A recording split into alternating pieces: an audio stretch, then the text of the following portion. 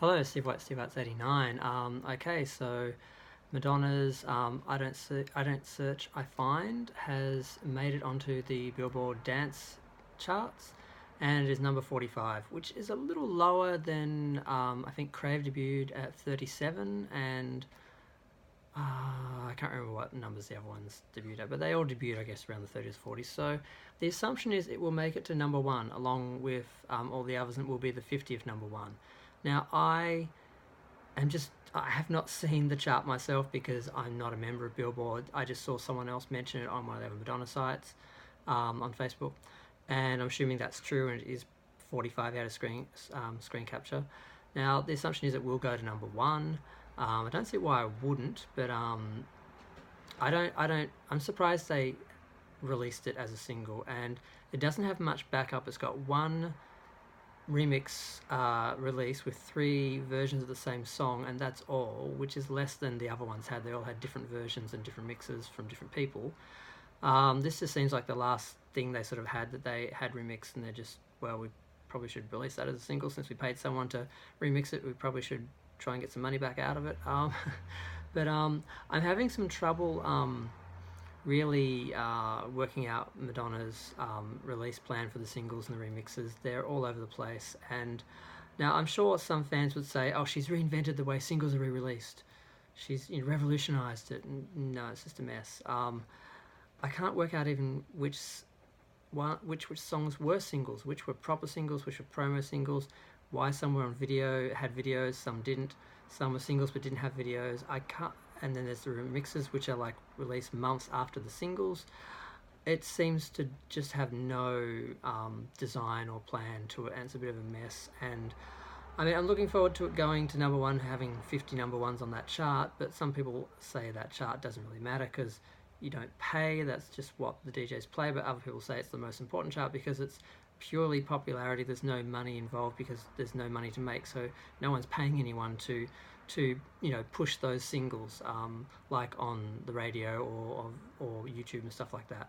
So I'm not sure, but I'm surprised that they picked that one. I would have thought there are other singles on that album that I thought would have been better, but it does have its own groove. I never want to listen to it. I never crave listening to it. But when I listen to the album, I do enjoy listening to it, and it reminds me of listening to like erotica and some of her 90s albums and Bedtime Story, that sort of 90s sort of era. It's got that vibe, and apparently the clicks in it I can't click. The clicks in it are apparently from Vogue, which is kind of cool, but it's, they're just clicks. It's not that. It's interesting. But I don't have much else to say, just it's been released. It's finally got in. It's number 45. It will probably go to number one. That's the assumption. I'd be surprised if it didn't. It would be very funny if it didn't. If she stopped at 49, didn't get to 50, or at least had to wait till the next album and there's some newer, fresher singles and some money behind some remixes and a proper release and a video or something like that to help.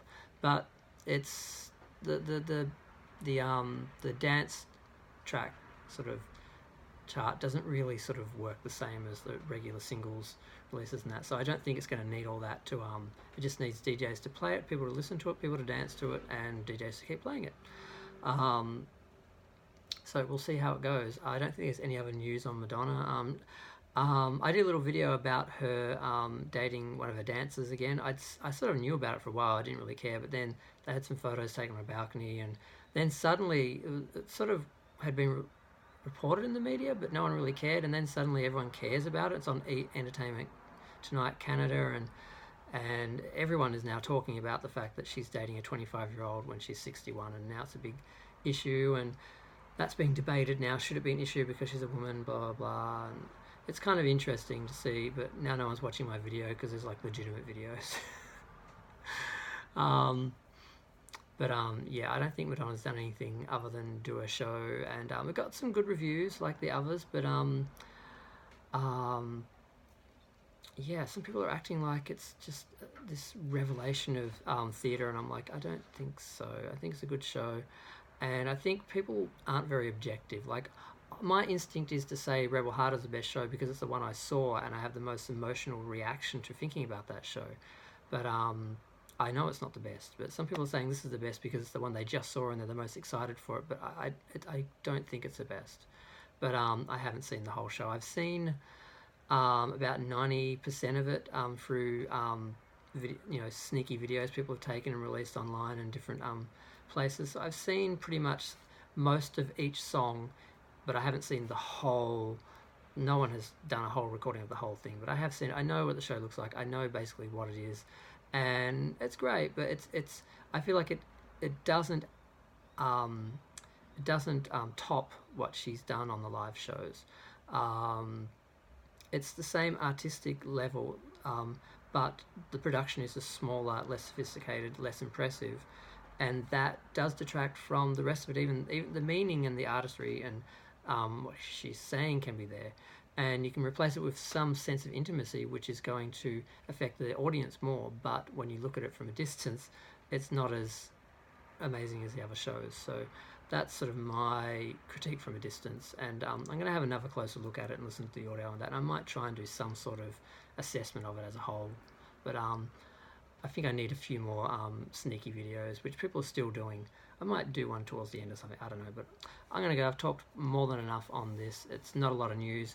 It's just it's just good. It's in the chart, because I was wondering, is it in the chart yet? Where is it? But the assumption is it'll get to number 1, and it's just a matter of waiting. I think the other one took 7 weeks. I think Crave took 7 weeks.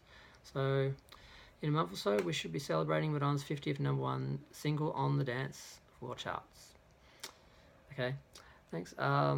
Feel free to share, like, subscribe, comment. Comments are fun. Thanks, bye.